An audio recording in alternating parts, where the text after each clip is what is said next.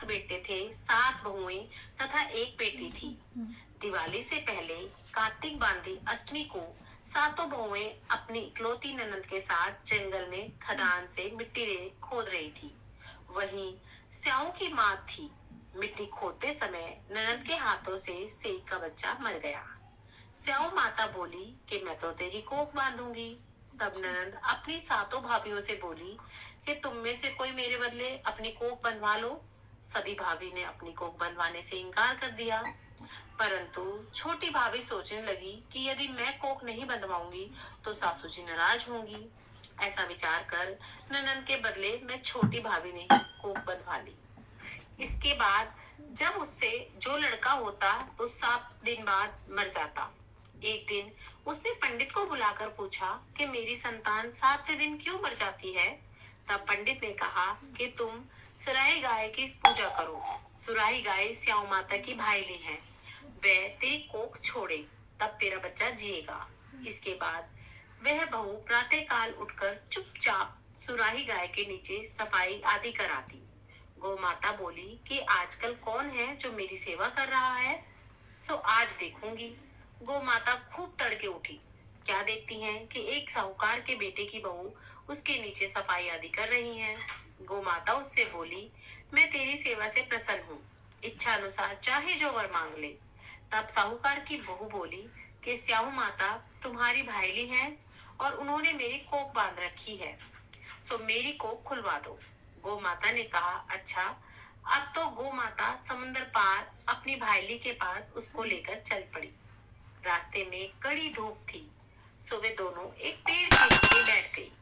थोड़ी देर में एक सांप आया और उसी पेड़ पर गरुड़ पंखनी का बच्चा था। सांप उसको डसने लगा।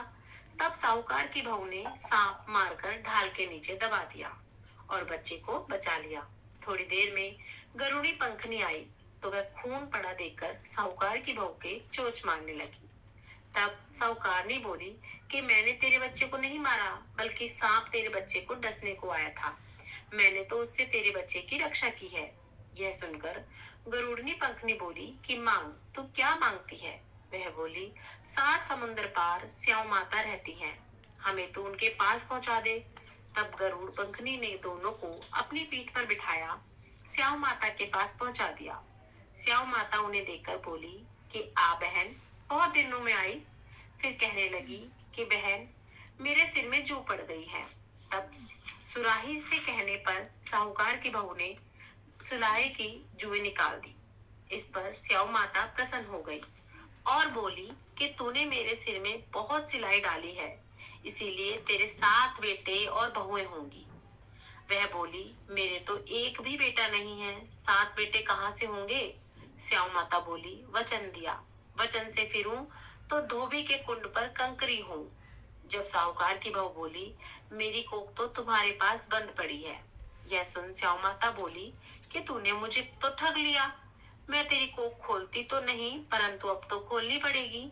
जा, तेरे घर 7 बेटे 7 बहुएं मिलेंगी, तू जाकर उजमन करियो। 7 अहोई बनाकर 7 कढ़ाई करियो। वहां घर लौटकर आई तो वह देखती है 7 बेटे 7 बहुएं बैठी हैं। वह खुश हो गई। उसने 7 अहोई बनाई, 7 उजमन किए तथा 7 कढ़ाई करी। रात्रि के समय जेठानियां आपस में कहने लगी कि जल्दी जल्दी नहाकर पूजा कर लो। कई छोटी बच्चों को याद करके रोने लगे।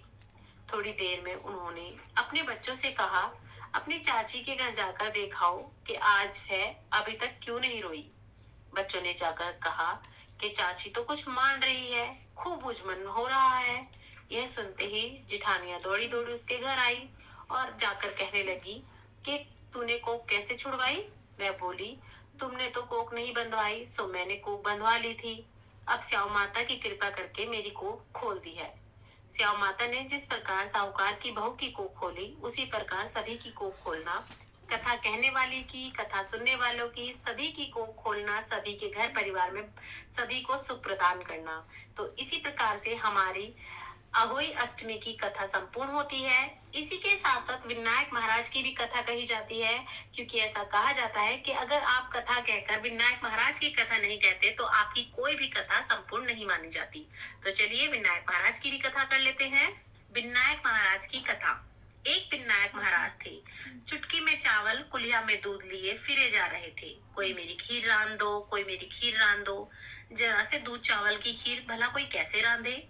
एक बुढ़िया थी, बोली ला बेटा मैं बना देती हूँ। बुढ़िया बाहर जाने लगी तो बोले बुढ़िया माई कहाँ जा रही है। बेटा बर्तन मांग के लाऊंगी।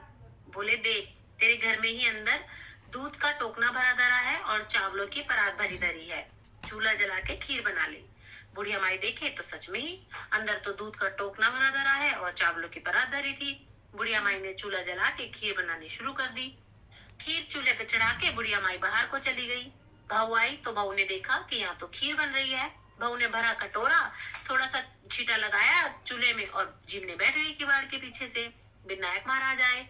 बुढ़िया माई बोली आ बेटा जीम ले। विनायक महाराज बोले जीम ले माँ, मैंने तो खीर खा ली।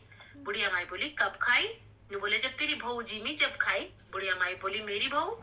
बोले जा पूछ तेरी बहू से कि ए बहू तूने खीर खाई है। बोली हाँ माँ जी खीर निकल रही थी, मैंने कटोरा भर के विनायक का छींटा लगा के खा ली। बुढ़िया माई बोली अब क्या करूं। गणेश जी बोले क्या करेगी बुढ़िया माई, खूब बांट खा। बुढ़िया माई सबको खीर बांटने लगी तो दुनिया निर्चा चर्चा करने लगी कि देखो कल तक तो बुढ़िया माई भूखी मर रही थी, झोपड़ी में रहती थी और आज खीर बांटती फिर रही है। बुढ़िया माई ने आके विनायक महाराज से कहा कि देखो ये तो सब मेरी हंसी उड़ा रहे हैं। विनायक महाराज ने बुढ़िया माई की झोपड़ी पे लात मारी तो महल बन गया, खूब धन हो गया। हे विनायक महाराज जैसे बुढ़िया माई पे टूटा वैसे सब पे टूटियो, कहते सुनते हुंकारा भरते। कहने वालों के टूटियो, सुनने वालों के टूटियो, कहानी का हुंकारा भरने वालों के टूटियो।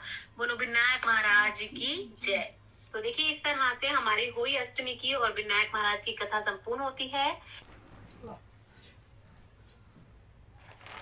गेट पहली बात पूजा तुमने लगाओ जा किन ना कहीं लगाए तुमने लगाओ है लगाया खोल आ जा हटो हट गेट लगा लिया आग में धुआं लग रहा है। हे माता रानी माता रानी